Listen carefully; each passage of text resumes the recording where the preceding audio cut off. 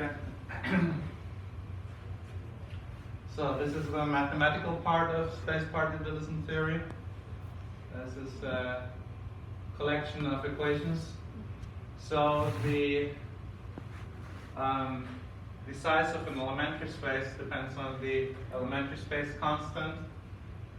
It's GE. E can stand for elementary space or for energy also, because elementary space depends on the energy of the particle.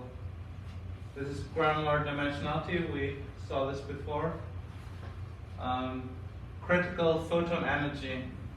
The critical photon energy, and here the critical photon wavelength, is when the elementary space becomes bigger than the wavelength of the particle, and that's when you can actually have the chance to find evidence that there is such a thing as an elementary space.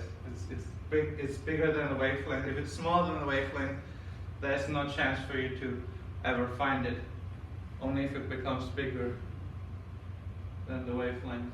Because the wavelength is for all practical purposes, normally the wavelength is the size of the particle. So although we say in point particle theories that the particles are infinitely small, but in praxis people use the wavelength as the size. And in that case, when the critical energy is reached, then you don't use any of the wavelength anymore.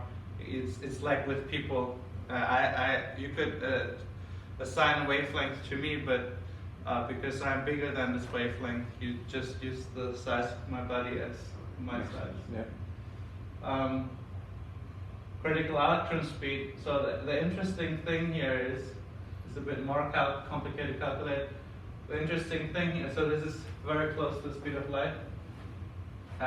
So that's when an electron, the elementary space of an electron becomes so big that it grows over the wavelength. And interesting thing is that the wavelength is almost the same. Let's check it, 8.8 times 10 to the power of minus 17. And here 9 times 10 to the power of minus 17 meters. So the two are very close. One might want to think about why that is that case. Discuss that in my book also.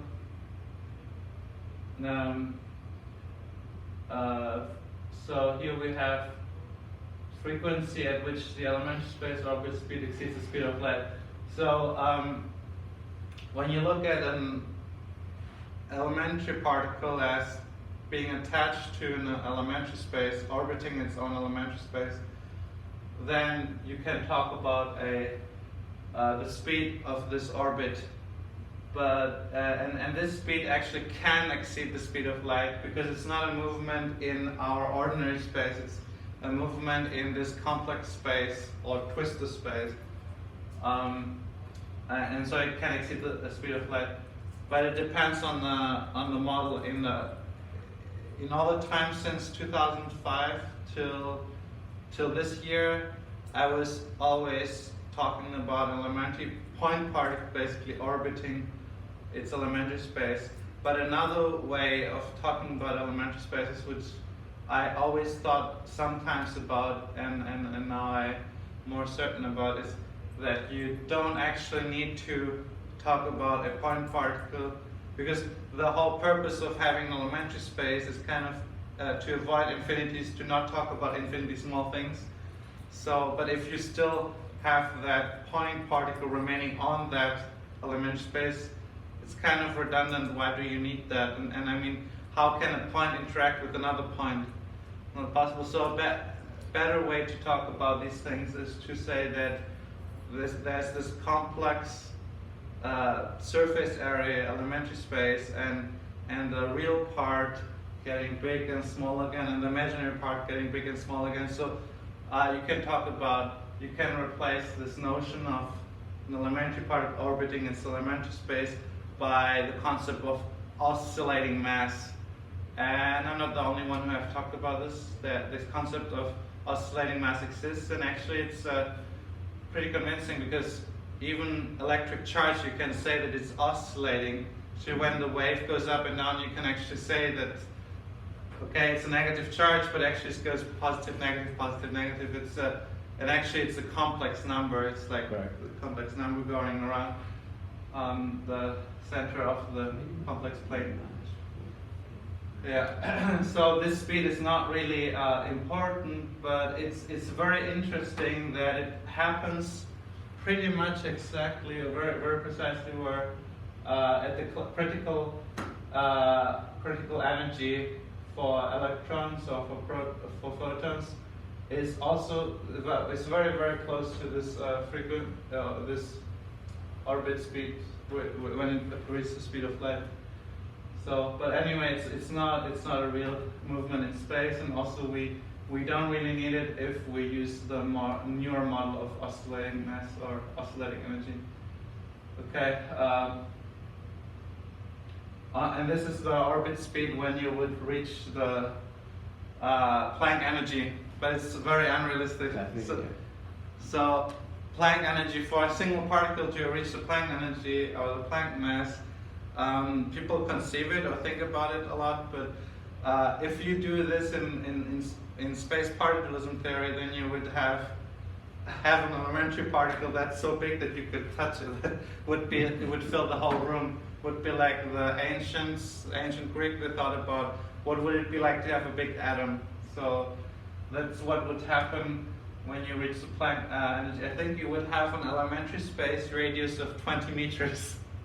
Not possible. Yeah, would be funny. You could make a science fiction movie with it. First time I heard. Very nice. Go ahead. Minimal mass for dark matter black holes. Yeah, so all the primordial black holes, they're all consisting of dark matter. In the mainstream, people have often contemplated about black holes being born out of large density fluctuations, but that's almost impossible to happen. You would have to have huge irregularities, and I calculated that too, but this is a pretty simple calculation. Minimal mass for dark matter black holes is basically based on the ratio of gravity and electromagnetism, because our elementary space constant is basically is like a gravitational constant scaled up to this to the strength of electromagnetism. So you basically look at how many. So this is the radius of your elementary space, and this is the critical circumference, the Schwarzschild radius. So if this is smaller, you can never have a black hole. So in mainstream physics, a single particle can become a black hole, but in space particlism it's not possible because particles are big, and yeah. So it's not really possible. This is very important, this number, because you need to use it to calculate the age of the universe and the initial expansion speed of the universe. This is not very important, but it's theoretically important. The impulse of dark matter. If all initial dark matter went into the formation of primordial black holes, then because dark matter is not interacting, so you cannot know the position of a dark matter particle. It's so uncertain. So, but if it's inside a black hole, you can at least know, oh, it's your hypothetical particle. You cannot even call it a name. It's from here to here. It's somewhere inside this black hole. So your position certainty is that big.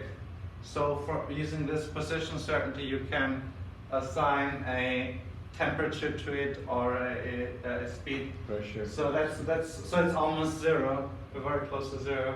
So it's always practically zero. But that's a way how to show mathematically that dark matter is cold. It's one way to show it. And possibly all the energy of what's happening here.